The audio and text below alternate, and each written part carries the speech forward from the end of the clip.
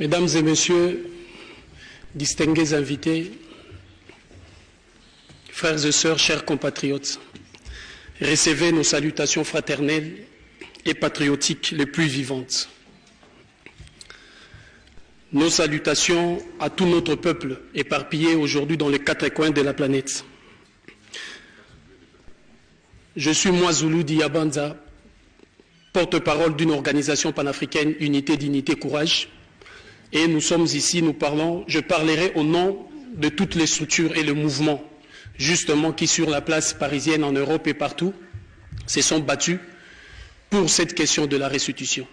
Chacune de mes sœurs et frères pourra donner son nom, et puis je continue. Mireille Tcheoussi Robert de la Belgique. Anne-Wetine Pomar, aussi de Belgique. Claïma Ungu de la Belgique. Christelle Pananzila de Belgique. Et Dido Lakama de la Belgique aussi.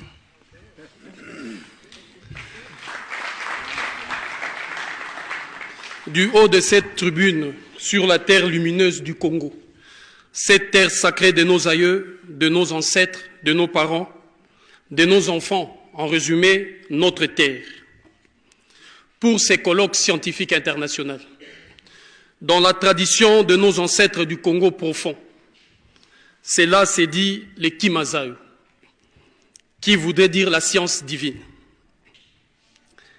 dont la vocation est de conquérir le cœur éploré de l'Afrique et du Congo, le cœur meurtri et blessé, le cœur soumis du Congo, car la science divine est capable de faire ce que la science humaine ne peut, comme vaincre la rancœur et l'esprit de la vengeance.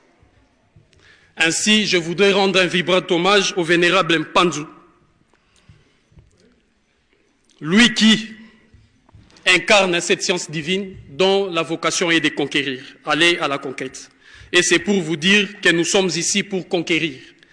Conquérir le cœur de ceux qui sont réfractaires à la renaissance de l'Afrique et à la réappropriation ainsi qu'à la restitution de notre patrimoine et héritage culturel.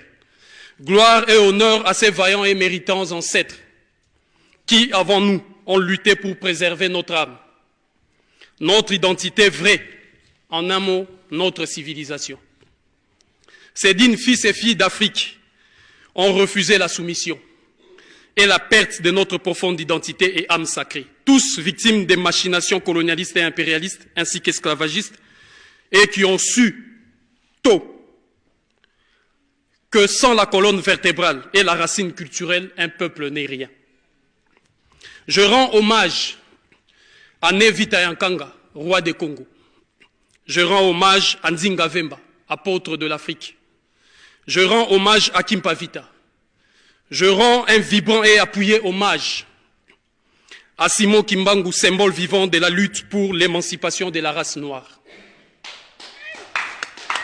Je rends hommage au roi Béanzin du Dahomey.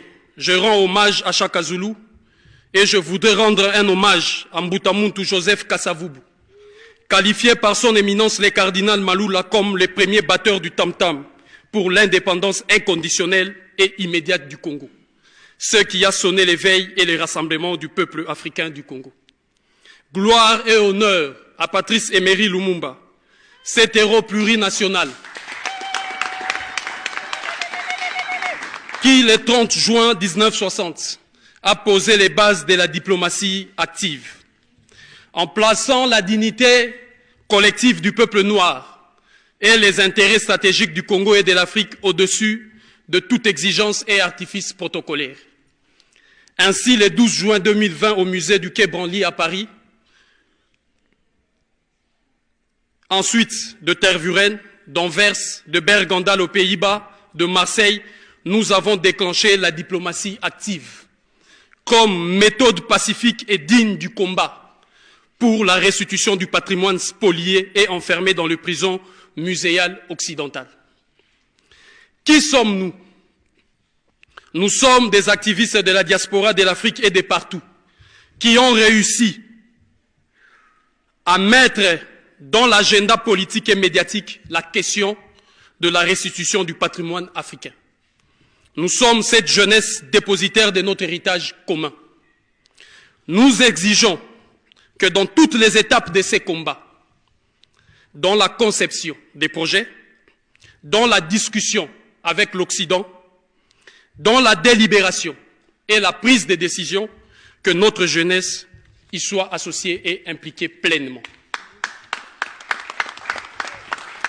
Mesdames et messieurs, membres du gouvernement, représentants du chef de l'État congolais et président de l'Union africaine, la restitution du patrimoine africain n'est pas un acte de charité de la Belgique, de la France ou de l'Occident. C'est un droit inaliénable, reconnu à chaque peuple. C'est droit à l'autodétermination. C'est lui de chaque peuple de disposer de lui-même et en toute évidence de disposer de ses richesses, dont notre richesse culturelle. C'est aussi notre droit d'avoir accès à notre héritage culturel et cultuel. C'est pourquoi, au nom de toute la jeunesse, digne, courageuse, unie et consciente de l'Afrique, des Caraïbes, des Antilles, je m'écarte du discours mou et parfois tremblant du président Tshisekedi, je cite, « Je remercie la Belgique d'avoir gardé et conservé nos œuvres.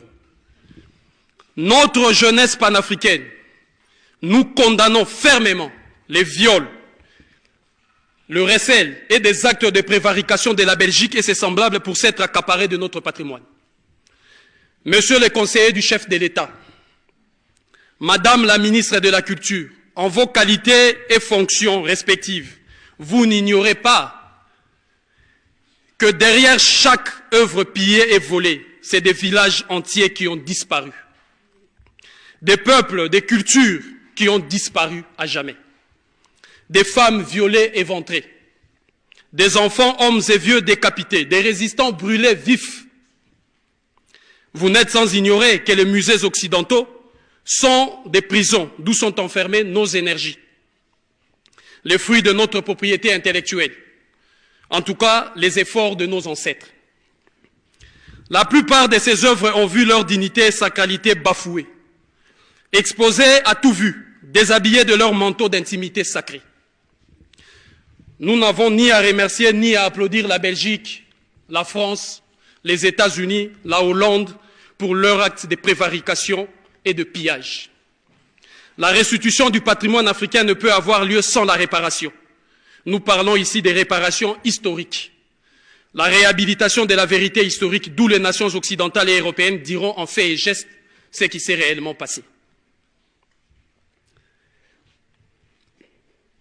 Pour déclencher la réconciliation avec nous-mêmes et notre passé et susciter ainsi l'intérêt de notre jeunesse, leur curiosité et amour de notre patrimoine culturel et en particulier de nos œuvres et entités. Nous parlons aussi des réparations juridico-judiciaires, des réparations financières. Nous voulons être associés à la cogestion de ce qui adviendra si nos œuvres restaient par exemple à Tervuren ou d'ici et là, comment cet argent sera géré. Le fruit de l'intelligence de nos ancêtres. Nous voulons y être associés pleinement.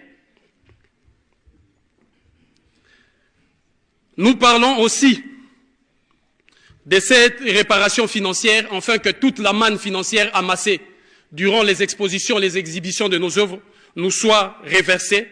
Ainsi, les prévaricateurs payera de ces actes ignobles. Cette restitution doit tenir compte de la réintégration de ces œuvres dans notre quotidien, dans nos espaces publics, de nos vies communes et dans nos structures sociétales. C'est pourquoi nous travaillons ainsi. C'est ainsi que j'appelle à la fois à la consolidation d'un front multiculturel anti-spoliation pour donner un coup d'arrêt à la spoliation de notre patrimoine de peuple. Cet appel est lancé aux peuples déshérités de l'Afrique, de l'Asie, de l'Océanie, des Amériques, de l'Australie, mais aussi aux clans, aux tribus, aux peuples, familles, dynasties royales, déshérités de leur patrimoine culturel, spirituel et historique.